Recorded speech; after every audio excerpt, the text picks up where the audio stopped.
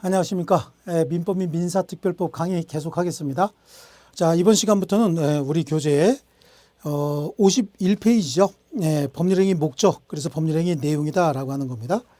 자, 법률행위 목적이라고 하는 거, 이거는 법률행위 하는 자가 법률행위를 통해서 얻고자 하는 법률효과. 그러니까 매매계약을 체결했으면 법률효과는 뭐죠? 매수인의 소유권 취득이고요. 임대차 계약을 체결했으면 임차인의 사용수익권 취득이겠죠. 이걸 법률행위 목적 내용이다라고 하는 겁니다. 자, 앞에서 말씀드린 것처럼 목적과 목적물은 구별이 돼야 된다. 그 말은 목적물이 없는 법률행위는 성립해서 효력이 발생할 수 있지만 목적이 없는 법률행위는 있을 수 없다. 있을 수 없다는 이제 맞는 얘기예요. 맞는 얘기인데 시험에 나오는 용어는 왜 목적물이 없는 법률행위는 성립해서 효력이 발생할 수 있지만 목적이 없는 법률행위는 무효임을 면치 못한다라고 하면 틀린 지문이라는 거 요거 기억하셔야 됩니다. 목적이 없는 법률행위는 불성립 부존재라고 해야지 무효임을 면치 못한다. 요거 주의하셔야 됩니다. 아주 잘 여러분들이 걸려드는 그 함정이기도 합니다. 자, 그러면 다음에 보시면요. 법률행위 목적의 유효 요건이다라고 하는데 법률행위 목적의 유효 요건, 저기 지우다 말았죠. 효력 발생 요건이다라고 해서 효력 발생 요건에 목적은 확정, 가능, 적법, 사회적 타당성이 있어야 한다라고 해서 여기 우리 다시죠. 여기 목적은 확정 여기고요. 실현 가능, 적법, 사회적 타당성이 있어야 한다라고 얘기를 합니다. 이런 게 이제 일반적 유효 요건이다라고 해서요. 목적의 확정 여기서부터 보겠습니다. 제일 먼저 여기 1번에 나와 있는 이 확정부터 보겠다 그런 얘기죠. 자, 법률행위 목적은 당사자가 법률행위를 통해서 구체적으로 취득하고자 하는 권리의 내용을 얘기하는데 그 목적은 언제까지 확정되어야 하느냐라고 하는 거죠. 이 법률행위 성립 당시고 이게 이행기다라고 가정을 하면요. 성립 당시 목적이 확정이 돼서 이행기까지 실현이 가능해지면 가장 좋겠지만 성립 당시에는 목적이 확정하지 않아 있어도 이행기까지만 목적을 확정할 수 있으면 좋다. 그럼 성립 당시는 어떻게 해야 되느냐? 확정할 수 있는 기준이라든지 확정할 수 있는 절차 정도만 마련돼 있어도 충분하다. 그런 말을 뭐라고 얘기하냐면 법률행위 목적은 확정될 수 있는 것이어야 한다. 여기서 틀린 말은 확정되어 있어야 한다. 그러면 틀렸다는 얘기예요. 확정할 수 있는 것 또는 확정될 수 있는 것이어야 한다. 그런데 반드시 성립 당시 확정되어 있을 필요는 없고요. 이행기까지 내용을 실현할 당시 그 이행기까지 확정할 수 있으면 된다. 추가적으로 더 집어내야 될 거는 그러면 법률행위 성립 당시는 불확정적인 경우에는 이행기까지 확정할 수 있는 기준과 절차, 불확정적인 경우라도 이행할 수 있는 이행기까지 확정할 수 있는 기준과 절차 정도만 정해져 있어도 괜찮다라고 하는 거죠. 근데 이행기까지 확정할 수 없으면 그 법률행위는 무효가 되어야 되겠죠. 자, 그래서요. 다음에 보면요. 우리 대법원 판례가 그렇게 나와 있죠. 그래서 매매 목적물과 대금은 반드시 계약 체결 당시 매매 목적물이다라고 하는 것과 대금이죠. 체결 당시 구체적으로 확정되어 있어야 되는 것은 아니고 사후에라도 확정할 수 있는 방법, 기준, 절차 정도만 정해져 있으면 좋겠다. 이거는 정해져 있어야 된다. 이 구체적인 사례가 뭐가 있을까라고 하는데 우리 아파트 분양 계약 있잖아요. 아파트 분양 계약할 때 허허벌판에서 동호수 추첨도 안 하고 계약 먼저 하죠. 그리고 동호수 추첨일이 언제인지 그리고 뭐 입주 가능일이 언제인지 이런 것들은 구체적으로 계약서에 정해놓고 계약을 합니다. 자, 그게 해당하겠고요. 그다음에 목적의 가능입니다. 여기서 목적의 가능이라고 하는 것은 이행이 가능해야 된다. 뭐 실현이 가능해야 된다도 같은 얘기고 좀 더 쉬운 말로 얘기하면 뭐가 가능해야 된다? 이행이 가능해야 된다. 그런 얘기예요. 그런데 모든 법률행위가 다 이행이 가능한 건 아니죠. 이행이 불가능한 경우도 있겠죠. 그래서 가능과 불능을 따지는 기준이 있어야 되는데 가능과 불능이다라고 하는 건 과학적이고 객관적 기준도 중요하지만 이거는 사회 통념에 따라서 판단을 한다라고 얘기를 해요. 사회적인 통념에 따라서. 그래서 사회관념 내지 거래관념에 의해서 불능의 기준은 결정이 된다. 그 얘기고요. 물리적이고 과학적인 것도 물론 따져야 됩니다. 물리적으로 과학적으로 불가능하다라고 하는 건 이건 아예 처음부터 불능이죠. 물리적으로 과학적으로도 가능하지만 예를 들어서 사회 통념상 불능이면 불능이다. 이렇게 접근해 나가야 됩니다. 그래서 한강에 빠진 반지를 찾아주는 계약을 체결한다. 한강에 반지를 빠뜨렸는데 그 반지를 찾아주는 계약을 체결한다. 이거 뭔가 좀 합리성이 떨어지죠. 과학적으로 물리적으로 뭐 앞뒤에 댐 건설해갖고 물 다 퍼내고 금속 탐지기 가지고 몇십 년 찾으면 그거 못 찾겠습니까? 물건 찾는 건데 그건 아무것도 어디 빠졌는지 정확히 알고 있고 찾는 과학적인 기초의 장비들이 충분히 있잖아요. 그런데 그거는 사회관념상 바보 같은 짓이죠. 그래서 그 설명이 지금 나오고 있습니다. 자, 이때 이제 불능이다라고 하는 건 언제부터 불능이었느냐라고 하는 건 원시적 불능, 후발적 불능, 그래서 뒤에서 이제 공부를 할 텐데 여기서 불능의 종류다라고 하는 건 처음부터 불능이었다 원시적 불능이고 나중에 생긴 사유로 불능이 됐다 그럼 그걸 후발적 불능이라고 하는데 자, 계약이 성립될 당시에 이날 계약이 성립했어요. 당사자 갑하고 을이 계약을 한 날은 이날입니다. 그래서 계약을 7월 1일 날 했습니다. 갑 소유 건물에 관해서 계약을 체결했는데 이행기에 가서 보니까 이행하지 못하는 일이 생겼더라. 목적물이 멸실되고 없더라는 얘기예요. 그럼 불능으로 확정이 된 거죠. 가능이냐 불능이냐를 따지는 시점은 이행기를 기준으로 해야 돼요. 계약 성립할 때는 목적물이 없어도 이행기까지만 목적물 만들어내면 되는 거였거든요. 그러니까 이행기에 불능이 됐다. 그럼 이건 불능인 거예요. 근데 이 불능이 언제 샜느냐? 계약 체결할 당시부터 목적물이 불이 나서 낙뢰 맞아서 없어진 상태였다. 그럼 이걸 원시적 불능이라고 합니다. 처음부터 불능이다라고 해서 이걸 원시적 불능 이렇게 얘기를 하고요. 자, 계약 체결할 때는 목적물이 있었는데 나중에 생긴 사유로 불능이 됐다. 이걸 후발적 불능이다 이렇게 얘기를 하죠. 원시적 불능, 후발적 불능.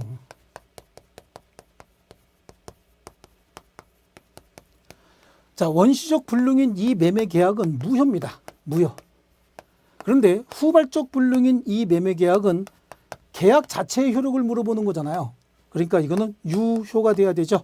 그리고 이제 책임의 문제가 발생을 하는데 여기 나와 있죠. 법률행위 성립 당시 그 목적이 불능인 경우에는 당연히 무효가 된다라고 하는데 매매계약 체결했는데 이미 그 전에 불에 타서 없어진 매매계약.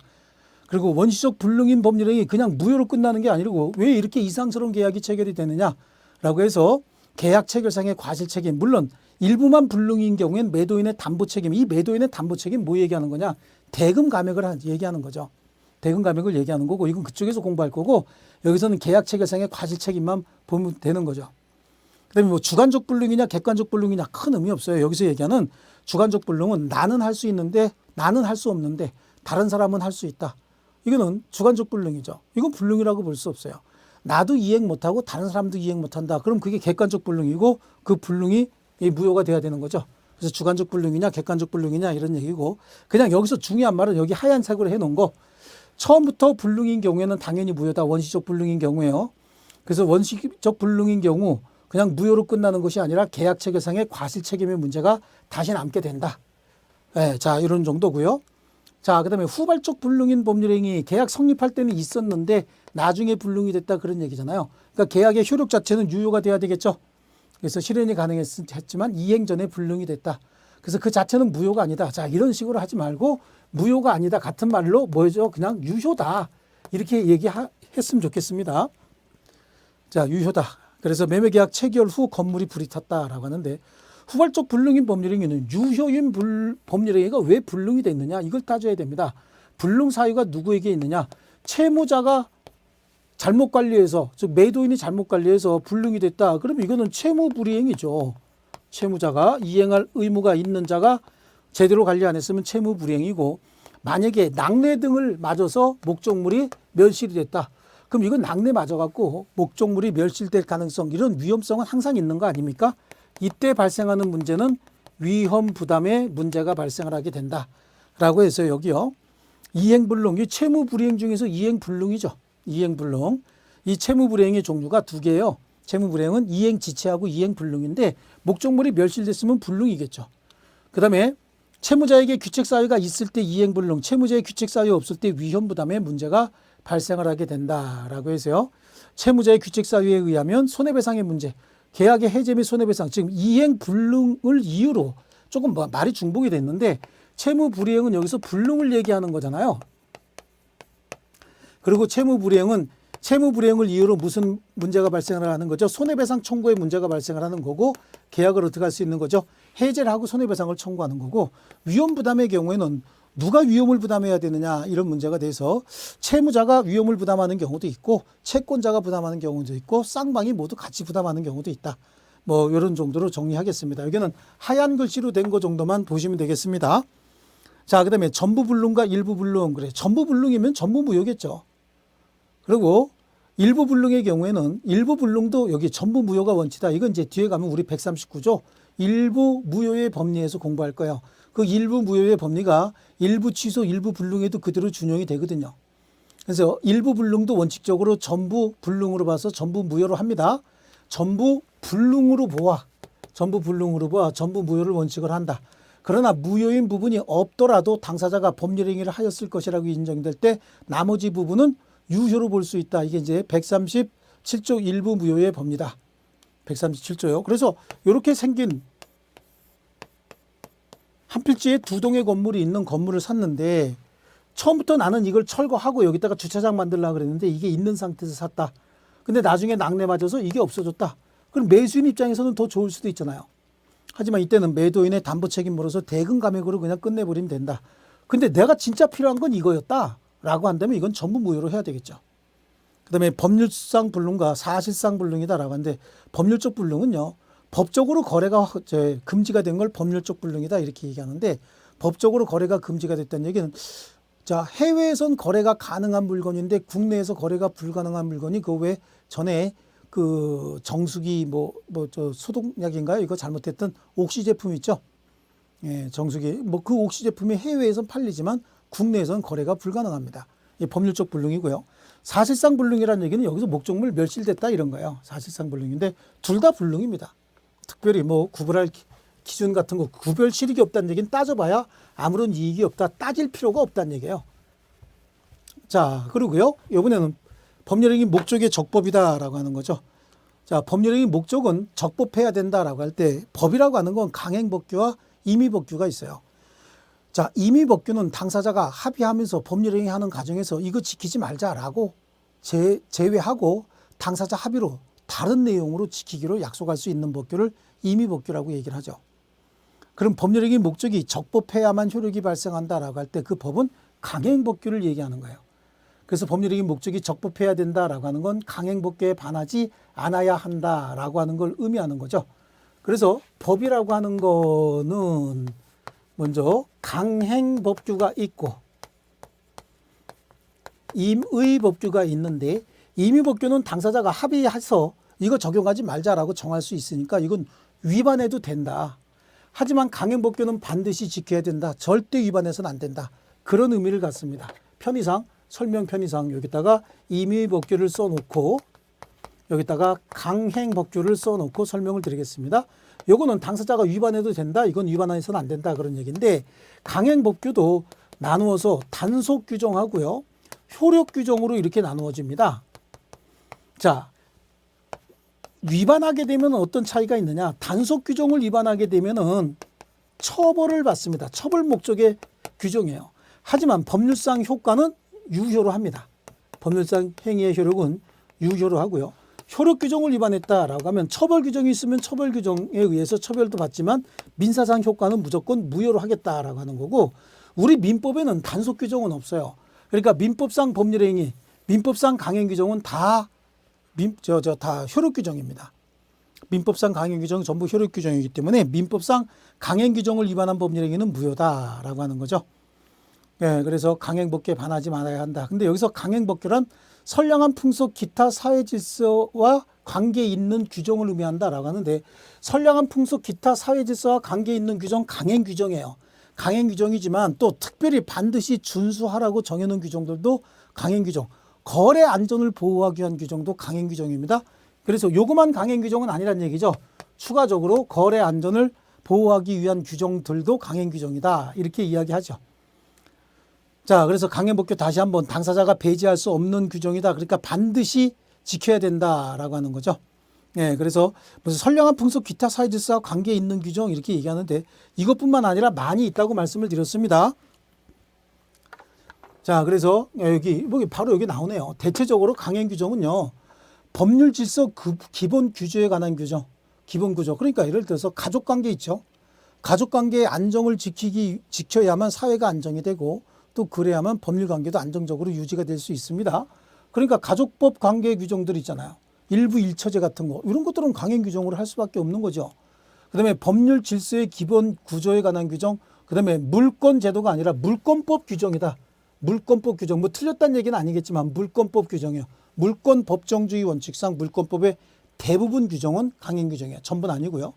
거래 안정과 약자 보호를 위한 규정 이런 것들은 강행 규정이다. 그러니까 앞에서 얘기했듯이 선량한 풍습 기타 사회 질서와 관계 있는 규정만 강행 규정은 아니란 얘기입니다.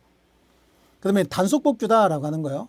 법률행위가 강행법규에 반하면 무효가 된다. 그렇죠? 이 강행법규는 이렇게 단속규정과 효력규정으로 나눠진다. 그런데 단속규정도 강행규정이다. 여기에 반하는 사법상 행위는 모두 무효인가에 있다라고 하는데 어려운 얘기도 이렇게 서론 같은 거 필요 없이요. 단속규정과 효력규정 중에서 단속규정에 위반하게 되면 그 효력은 무효로 하지 않고 유효로 하되 효력규정에 위반하면 그냥 무효로 한다. 그런데 민법 시간에 강행규정은 거의 다 효력규정이에요. 우리 민법에 단속규정은 없습니다. 단속규정은 주로 처벌 목적의 규정이죠. 그래서 무허가 음식점의 음식물 판매 행위 금지 규정 이런 것들이 그 단속 규정에 해당하는데요. 단속 규정 다음 페이지 한번 볼게요. 여기 단속 규정은 위반하더라도 사법상 효력에는 영향이 없다. 즉 유효다 그런 얘기고요. 다만 행위자가 단속상의 제재 즉 처벌받는 규정이다 그런 얘기예요. 그래서 뭐 식품위생법상 무허가 음식점 음식물 판매 행위, 공중위생법상 무허가 목욕 탕업 뭐 이런 것들입니다. 이런 것들이고 우리가 알 필요가 없는 내용들이고요. 여기 있는 거 요거는 조금 필요할 수 있어요. 그래서 우리 주택건설 촉진법상 지금 주택건설 촉진법이다라고 하는 건 주택법하고 공동주택관리법으로 이렇게 나눠졌어요. 그래서 주택건설 촉진법 옛날 얘기하는 거죠. 지금 현재 주택법입니다. 근데 이 판결 당시에는 주택건설 촉진법이라고 해서 판결했는데 지금 현재는 주택법이고요. 국민주택을 분양받은 자는요. 분양받은 날로부터 일정 기간 동안 전매 행위가 금지되어 있어요. 이 국민주택에 대한 전매행위 금지 규정이라고 하는 거 이거 자체는 강행 규정이 아니다 그런 얘기죠. 효력 규정이 아니다. 그래서 전매 당사자 사이에 사법상 효력까지 무효로 한다는 취지는 아니다. 자, 그래요. 여기서 잘라야 되는데요. 자, 이것도 이제 뜬금없이 이럴 게 아니라 우리 임대주택법이 있어요. 임대주택은 자, 임대인이고 임차인인데 임대 기간이 지나서 5년이 지나면 분양을 전환한다. 분양을 전환하기로 하는 그런 주택을 임대주택이 이런 게 있는데 이 5년이 되기 전까지 이 목적물의 소유권은 갑에게 있는 거예요. 5년이 지나서 이 사람이 분양을 받아야 의리 소유자가 되는 거죠. 임대주택법은 말이죠. 그 임대주택법상의 입주자 지위를 함부로 전매할 수 없습니다. 근데 이 사람이 그 분양받을 지위를 제3자에게 양도했다. 이런 식으로 편법으로 양도 많이 했거든요. 요 기간 중에는 자기 소유물이 아니고 갑소유물이에요. 그런데 요 기간 중에 자기가 분양을 받아서 양도하는 건 문제가 될 게 하나도 없죠. 하지만 요 기간 중에 을이 자신의 그 분양받을 자의 지위를 제3자 병에게 양도하는 행위, 요거는 남의 물건 팔아먹은 행위하고 똑같은 거죠. 그래서 요거는 무효라고 하지만 자, 국민주택의 경우에는 분양받은 주택 아닙니까? 갑이 자, A로부터 분양받은 주택이 있다는 거죠. 하지만 전매할 때면 일정 기간 동안 기다려서 전매해야 되는데 어쨌든 분양받았으면 소유권 이전 등기하는 순간 갑소유물이죠. 갑소유물을 전매 금지 기간 중에 을에게 매도했다라고 해서 자기 소유물을 매도했는데 이 행위 자체를 무효로 보진 않겠다는 얘기야. 전매 금지는 되어 있지만 그 매수인이 국민주택 사업주체인 분양자에게 전매 사실로서 대항할 수 없다는 것이지 전매 당사자 사이에 전매 계약의 사법상 효력까지 무효로 한다는 취지는 아니다.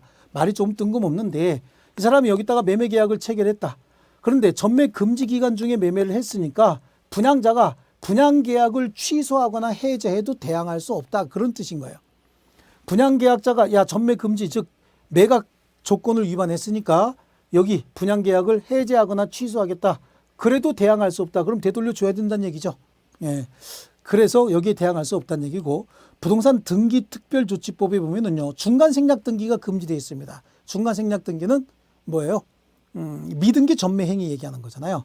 중간생략등기는 금지되어 있는데 이 중간생략등기 합의에 관한 사법상 효력까지 무효를 한다는 취지는 아니다. 뭐 그런 얘기가 나오고 아니다 할 것이다 라고 하는데 여기 이제 판례 번호가 안 나와 있네요. 자, 이 중간생략등기라고 하는 건 어떻게 하는 거냐.